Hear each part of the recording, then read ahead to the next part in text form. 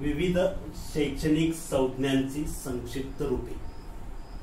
शिक्षणाशी संबंधित विविध ज्या काही संज्ञा आहेत किंवा जे काही संक्षिप्त रूप आहेत त्याचा लॉंग फॉर्म काय म्हणजे शॉर्ट फॉर्म मध्ये आपण हे काही शिक्षणामध्ये प्रमाणपत्र अभ्यासक्रम असतील, पदविका अभ्यासक्रम असतील, पदवी अभ्यासक्रम असतील, हे शॉर्ट मध्ये आपण त्या पदवीचं सांगत असतो. तर त्याचे लॉंग फॉर्म काय असतात ते आपल्याला माहिती असणं गरजेचं आहे. उदाहरणार्थ एखाद्या विद्यार्थ्याला आपण म्हटलं तुझं शिक्षण काय झालंय तर तो सांगतो BA. पण BA म्हणजे काय हे आपल्याला देखील समजलं पाहिजे. त्यांनी BA सांगितलं म्हणजे काय आहे, BA म्हणजे काय आहे तर बॅचलर ऑफ आर्ट्स, कला शाखेतील पदवी. एखाद्याने सांगितलं की MCOM झालेलं आहे तर MCOM म्हणजे काय, मास्टर ऑफ कॉमर्स, कॉमर्स मधलं पदव्युत्तर पदवी त्यांनी घेतलेली आहे म्हणून तो MCOM झालाय. तर असे जे काही शॉर्ट फॉर्म आहेत त्या शॉर्ट फॉर्मचा लॉंग फॉर्म काय असतो. पदवी घेतलेली असेल एखाद्याने, पदविका असेल, एखादा कोर्स केलेला असेल तर त्यांना काय आहेत असे शॉर्ट फॉर्म आपण संबोधतो. तर त्याचे लॉंग फॉर्म काय असतात.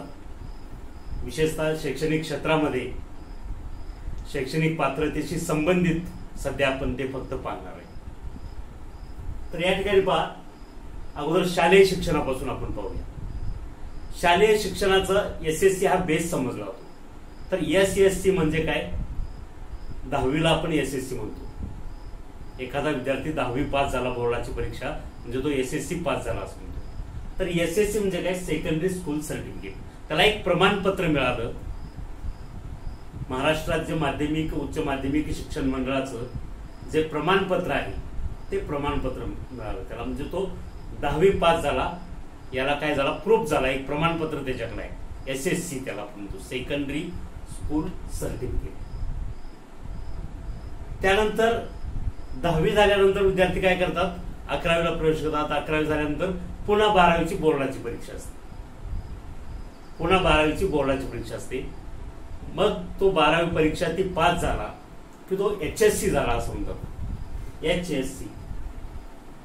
आता हे देखील काय आहे, बोर्डाचं सर्टिफिकेट आहे, higher secondary school certificate, HSC, higher secondary school certificate, HSC. म्हणजे तो 12वी झाला, HSC झाला असं ते सांगतात. जे 12वी पर्यंत त्या ठिकाणी शालेय शिक्षण त्याचं पूर्ण झालं, माध्यमिक आणि उच्च माध्यमिक. 10वी जे आहे झाला की तो माध्यमिक शिक्षण पूर्ण झालं. 12वी किंवा HSC झाला म्हणजे हायर सेकंडरी उच्च माध्यमिक त्याचं शिक्षण पूर्ण झालं. त्यानंतर BA, 12वी नंतर मुलं काय करतात, उच्च शिक्षणासाठी 13वीला प्रवेश घेतात. आता 13वी 14वी 15वी 16वी असे कंटिन्युअस प्रोसेस चालू असते. तर BA डिग्री ही 3 वर्षाची असते. तर BA म्हणजे काय, बॅचलर ऑफ आर्ट्स, कला शाखेतून विशेषतः 12वी झालेले विद्यार्थी पुढे BA करतात, बॅचलर ऑफ आर्ट्स. कॉमर्स शाखेतून 12वी झालेले विद्यार्थी काय करतात, BCOM करतात, बॅचलर ऑफ कॉमर्स. तर या ठिकाणी मी तुम्हाला सांगितलं BA, बॅचलर ऑफ आर्ट्स, कला शाखेतली पदवी मिळाली. BA झाल्यानंतर काही विद्यार्थी काय करतात, MA करतात, मास्टर ऑफ आर्ट्स. BA 3 वर्षाचं, त्यानंतर MA 2 वर्षाचं असते, मास्टर ऑफ आर्ट्स. म्हणजे काय झाला, कला शाखेचा तो पदव्युत्तर पदवी झाली, मास्टर झाला. BCOM सांगितलं आता बॅचलर ऑफ कॉमर्स, 12वी कॉमर्स नंतर शक्यतो BCOM करतात, बॅचलर ऑफ कॉमर्स, 3 वर्षाची देखील पदवी असते. BCOM नंतर MCOM करतात 2 वर्ष, मास्टर ऑफ कॉमर्स, कॉमर्स मध्ये मास्टर झाला, पदव्युत्तर पदवी. त्याचबरोबर BSc, सायन्सचे विद्यार्थी BSc करतात, बॅचलर ऑफ सायन्स. त्यानंतर ही देखील 3 वर्षाची असते, काही 4 वर्षाची देखील असते. BSc जनरल जे आहे ते 3 वर्षाचे असते. तर ऍग्रीमध्ये जर BSc केली, ऍग्रिकल्चर, BSc ने ऍग्रिकल्चर, तर ती 4 वर्षाची असते, बॅचलर ऑफ सायन्स. त्यानंतर MSc BScच्या नंतर MSc 2 वर्ष मास्टर ऑफ सायन्स. म्हणजे सायन्समध्ये 12वी सायन्स केल्यानंतर BSc आणि त्याच्यानंतर MSc. लक्षात. त्याच्यानंतर पुढे पाहूया आपण. म्हणजे आर्ट्स कॉमर्स सायन्स कडून जे पदवीचं शिक्षण आहे आणि पदव्युत्तर आहे त्याला काय म्हणतात ते आपण पाहिलं आणि त्यांचे short form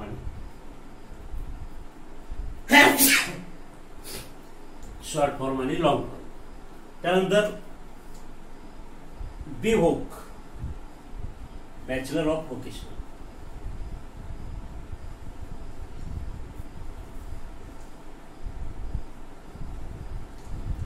bachelor of vocational 12वी व्होकेशनल नंतर काही कोर्स असे आहेत की त्यांना व्होकेशनल मध्ये पदवी करता येते, त्याला BVoc असं म्हणतात, bachelor of vocational.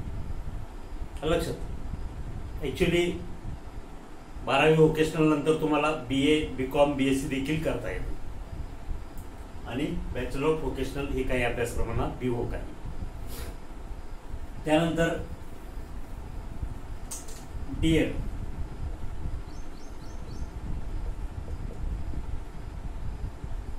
Diploma in education.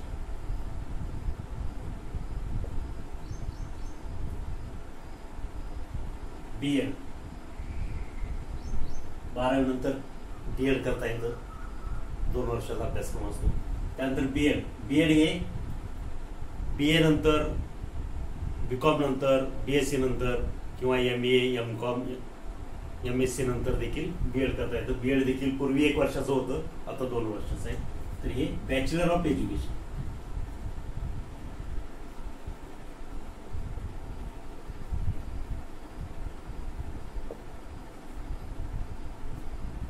BEd नंतर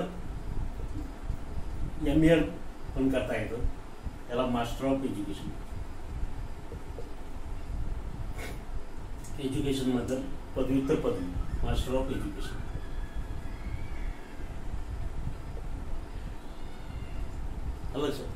त्यानंतर MPhil करता येतं, master of philosophy.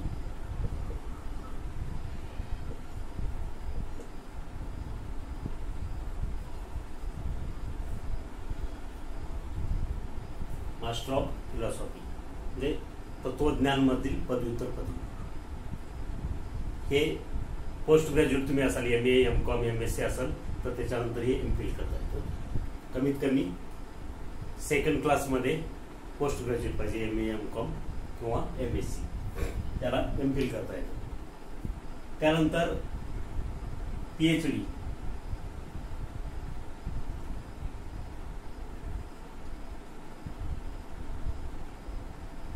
PhD doctorate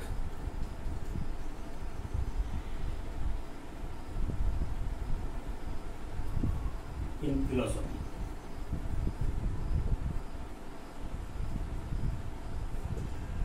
या ठिकाणी MPhil केलं, मास्टर ऑफ फिलॉसॉफी. या ठिकाणी PhD म्हणजे डॉक्टरेट इन PhD म्हणजे तो फिलॉसॉफी मधील डॉक्टरेट पदवी त्याला मिळाली.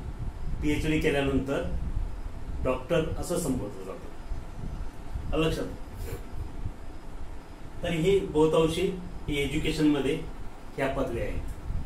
त्याचबरोबर तुम्ही मेडिकल क्षेत्रामध्ये जर पाहिलं तर MBBS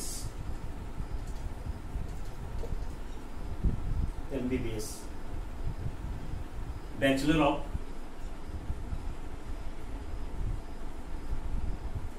मेडिसिन अँड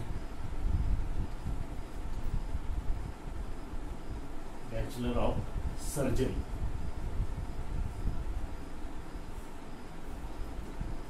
MBBS जी डिग्री आहे ही मेडिसिन मधील पदवी आणि सर्जरी मधील पदवी, यांना सर्जरी म्हणजे ऑपरेशन करण्याचं परवाना आहे आणि मेडिसिन ॲलोपॅथीची जी औषध आहे ती देण्याचा परवाना आहे MBBS.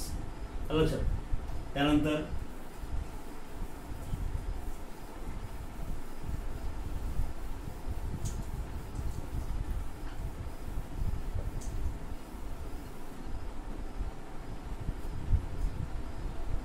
BAMS.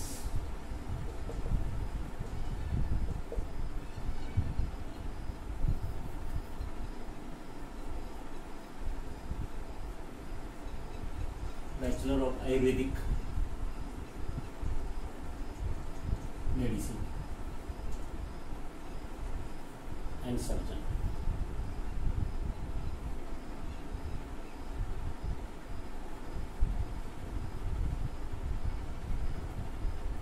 म्हणजे आयुर्वेदिक औषधामधली ते काय झाली, ही डिग्री झाली. त्यानंतर BDS,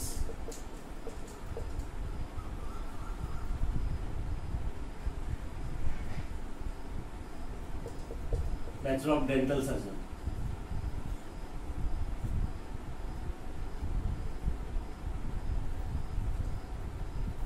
त्यानंतर BHMS,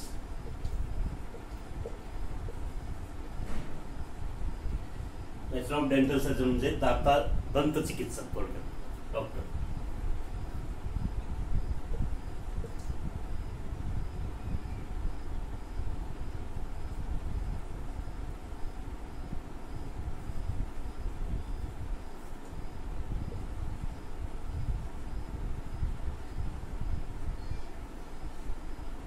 BHMS, bachelor of homeopathy medicine surgeon, homeopathy औषधं देणारा डॉक्टर, त्यांच्यासाठी असलेली BHMS. नंतर BUMS,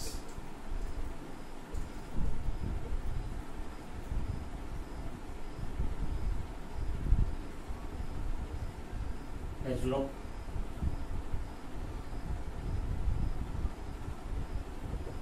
Unani medicine surgeon.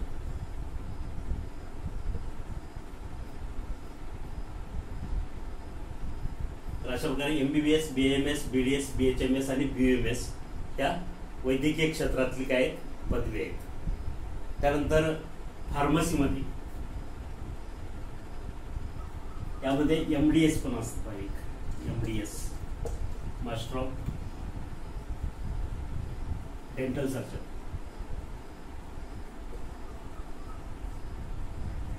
BDS नंतर MDS करता येतात, पोस्ट ग्रॅज्युएट डिग्री. त्यानंतर MD,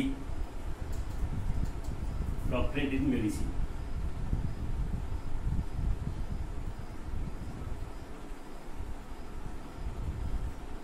MS,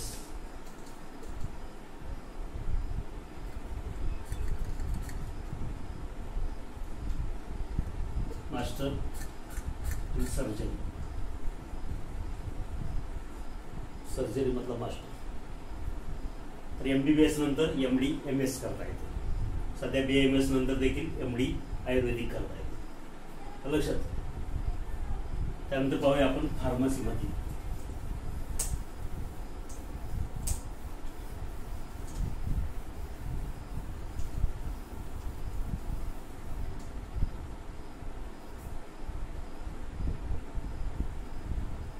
D.Pharm, डिप्लोमा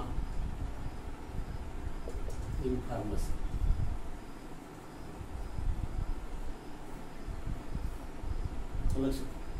त्यानंतर B.Pharm, bachelor in pharmacy.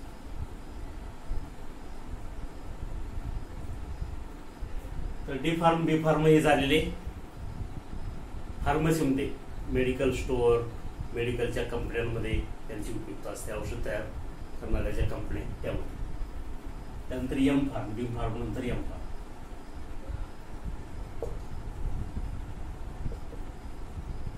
Master of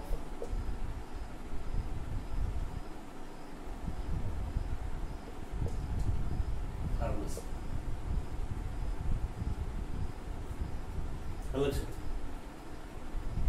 ते फार्मसी झालं. आता इंजिनिअरिंग मध्ये बघा, इंजिनिअरिंग मध्ये विविध प्रकारचे डिप्लोमा असतात. तर त्या डिप्लोमांची की ज्या पदविका असतात, त्या पदविका ज्या आहेत किंवा पदविका समजा DME,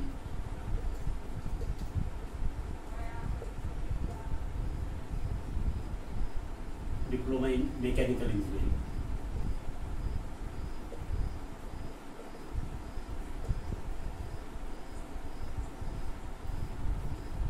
डी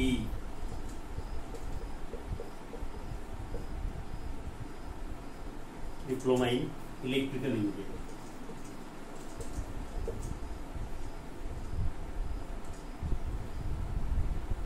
या ठिकाणी मेकॅनिकल इंजिनिअरिंग मधील डिप्लोमा 3 वर्ष.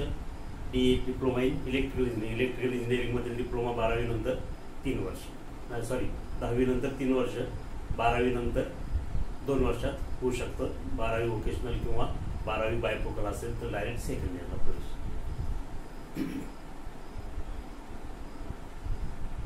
D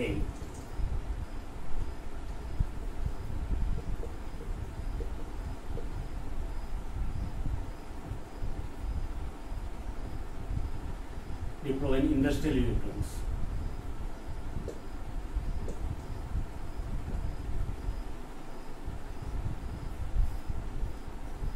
DC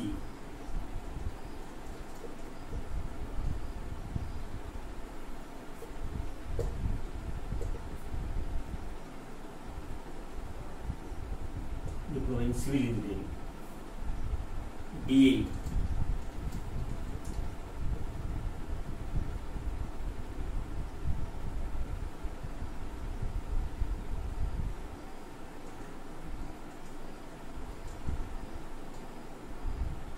diploma in automobile engineering. DEP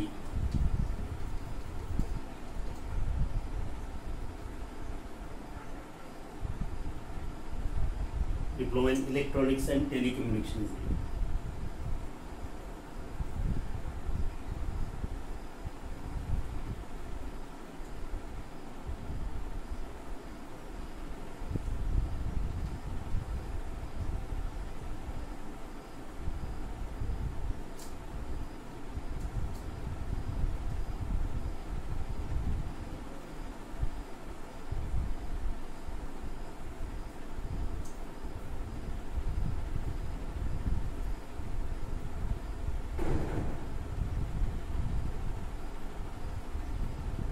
लक्षात.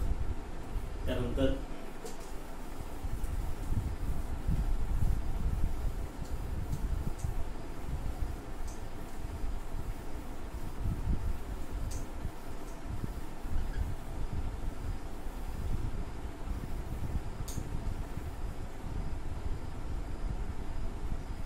टीसीआर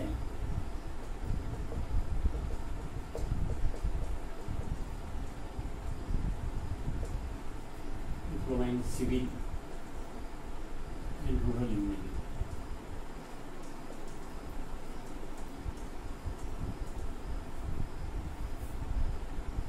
डीएवी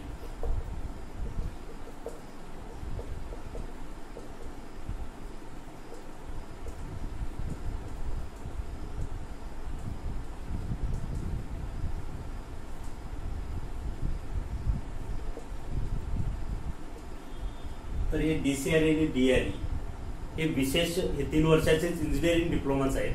परंतु इंजिनिअरिंग डिप्लोमा बरोबर रूरल इंजिनिअरिंग ग्रामीण भागामध्ये जे इंजिनिअरिंगची आवश्यकता आहे त्याच्याविषयी देखील अभ्यासक्रम रूरल इंजिनिअरिंगचा या ठिकाणी शिकवला. म्हणजे इंजिनिअरिंगचा, सिव्हिलचा, इलेक्ट्रिकलचा शिकवतातच, पण त्याच्याबरोबर ग्रामीण भागासाठी आवश्यक असलेला जो अभ्यासक्रम आहे तो देखील त्यामध्ये शिकवला जातो.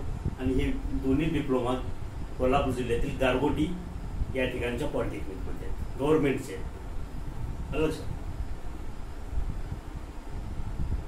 त्यानंतर हे डिप्लोमा झाले. तर बी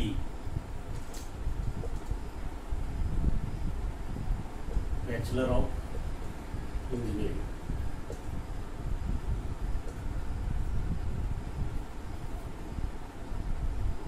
ME बी हा डिप्लोमा नंतर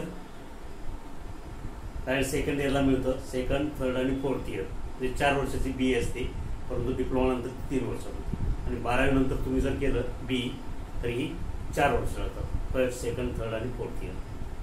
तर बॅचलर ऑफ इंजिनिअरिंग आणि बी नंतर ME करता येतं 2 वर्ष. Master of engineering.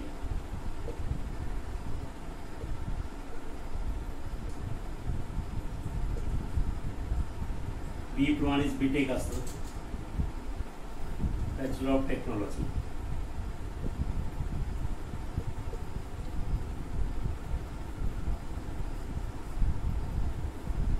त्याचबरोबर बीटेक नंतर एमटेक किंवा बी नंतर देखील एमटेक करता येतं. बी आणि बीटेक इक्विव्हॅलंट आहे, काय फरक नाही.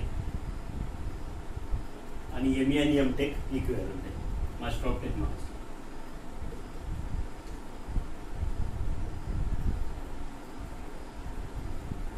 ज्या शासकीय संस्था स्वतंत्र युनिव्हर्सिटी टाईप आहे किंवा काही खाजगी संस्था स्वतंत्र युनिव्हर्सिटी टाईप ऑटोनॉमस आहेत, त्यांना बीटेक पदवी दिली जाते.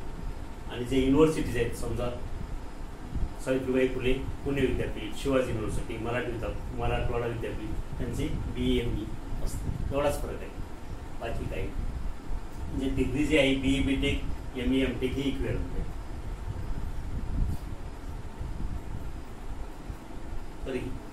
तर हे झाले इंजिनिअरिंगमध्ये. त्यानंतर टेक्निकलमधील सर्टिफिकेट कोर्सेस जे असतात त्यामध्ये ITI,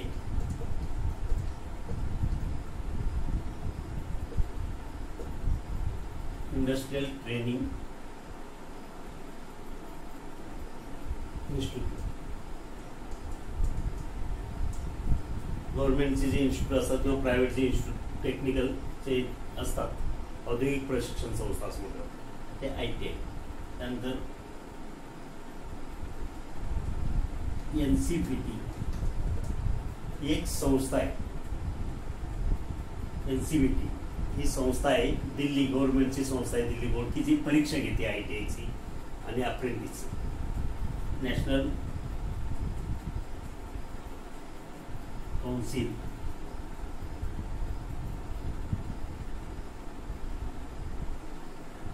फॉर व्होकेशनल ट्रेड्स.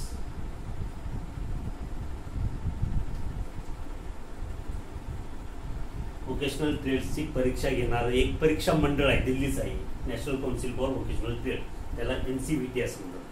त्याचबरोबर ITI नंतर NCTVT एक अभ्यासक्रम असतो, म्हणजे 2 वर्षाचं ITI केलं, 1 वर्ष अप्रेंटिस असते, आणि त्यानंतर परत हे NCVT ते NCTVTची परीक्षा घेते. तर NCTVT म्हणजे काय, national council for trade in vocational trades.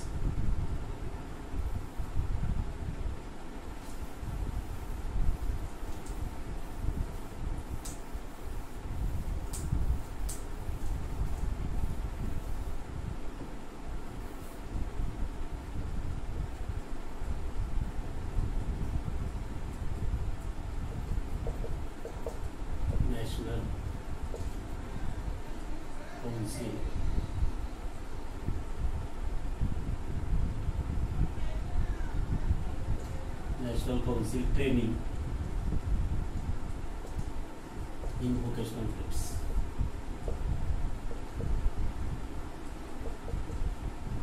म्हणजे ITI नंतर ही NCTVT असतं, national council training in vocational trades. म्हणजे राष्ट्रीय काउन्सिल मार्फत ते ट्रेनिंग दिलं जातं 1 वर्षाचं, आणि परीक्षा कोण घेतं, NCVT, जे अगोदर सांगितलं, national council in vocational trades, Delhi, ही परीक्षा येतं. तर हे कंपनीमध्ये कुशल कर्मचारी, कुशल कामगार मिळण्याच्या दृष्टीने ITI NCTVT हे होणं गरजेचं असतं. त्यानंतर CTI, जे ITI आणि NCTVT यांना शिकवण्यासाठी जे शिक्षक असतात ते CTI मधून घेतले जातात. CTI म्हणजे काय, central training institute. Central training इन्स्टिट्यूटमध्ये ट्रेन केले जातात ITI NCTVT झालेल्या कॅन्डिडेटना, आणि त्यांना ITI NCTVTला शिकवण्यासाठी किंवा कंपन्यांमध्ये जे अप्रेंटिस स्कीम आहे त्यांना शिकवण्यासाठी हे CTI झालेले, क्वालिफिकेशन झालेले शिक्षकांना घेतात. म्हणजे जसं DED आहे तसं हे CTI, सेंट्रल ट्रेनिंग इन्स्टिट्यूट. CTIचं नाव बदलून सध्या या CTIचंच ATI केलेलं आहे. म्हणजे CTI आणि ATI सेम आहे, इक्विव्हॅलंट आहे. पूर्वी CTI म्हणून होते, आता त्याचं नाव बदलून त्या इन्स्टिट्यूटचं ATI केलेलं आहे.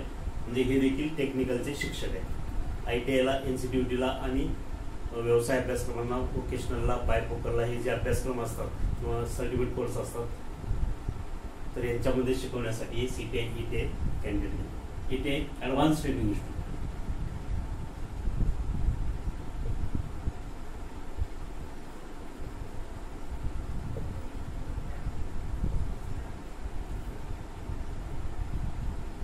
त्यानंतर AVTS, ITI मध्ये AVTS हा एक विभाग असतो, advance vocational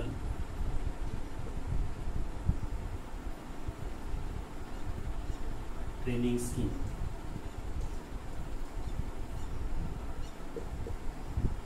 advance vocational training scheme म्हणजे ITI मध्ये जे शिक्षण दिलं जातं त्याच्यामध्ये एक स्वतंत्र विभाग केला आहे काही पिरियडसाठी, की त्यामध्ये अत्याधुनिक तंत्रज्ञान शिकवलं म्हणून त्याला AVTS म्हटलं, लक्षात. त्यानंतर MCVC जे 12वी व्होकेशनल आहे, आता HSC व्होकेशनल त्याला म्हणतो, त्याला पूर्वी नाव होतं MCVC, मिनिमम इम्पिडन्सी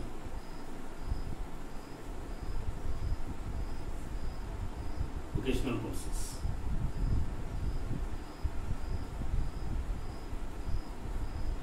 त्यानंतर आता जे नाव आहे ते HSVC,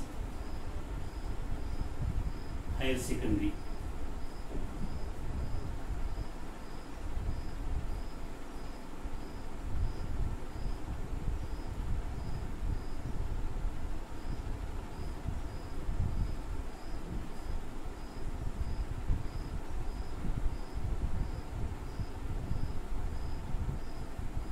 व्होकेशनल सर्टिफिकेट.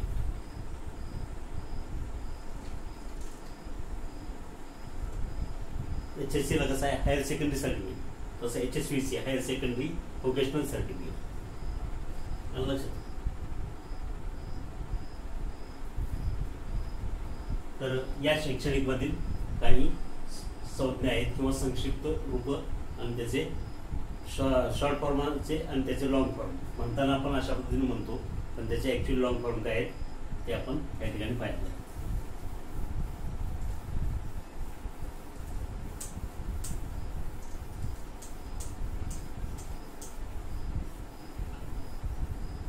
त्याच्या व्यतिरिक्त DMLT एक असतं का, DMLT डिप्लोमा असतो, हा डिप्लोमा इन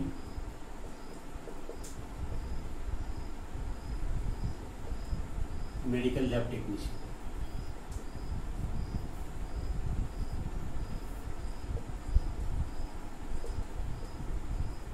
मेडिकल लॅब जे असतात विविध प्रकारचे टेस्ट करतात, ब्लड, युरिन, विविध प्रकारचे जे टेस्ट करतात ते DMLT असतात, diploma in medical lab technician.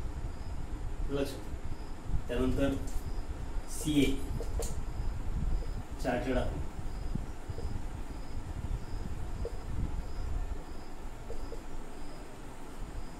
BCom MCom नंतर CA ही परीक्षा दिली जाते, तर एक चार्टर्ड अकाउंट त्याला म्हणतात. त्यानंतर CS कंपनी सेक्रेटरी.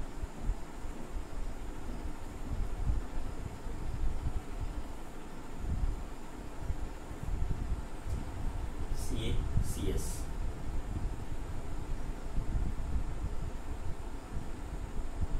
त्यानंतर सिनियर कॉलेजला प्राध्यापक होण्यासाठी सेट नेट परीक्षा असते, SET state eligibility test, NET national eligibility test. Senior कॉलेजच्या प्राध्यापकांसाठी सेट नेट ही परीक्षा असते.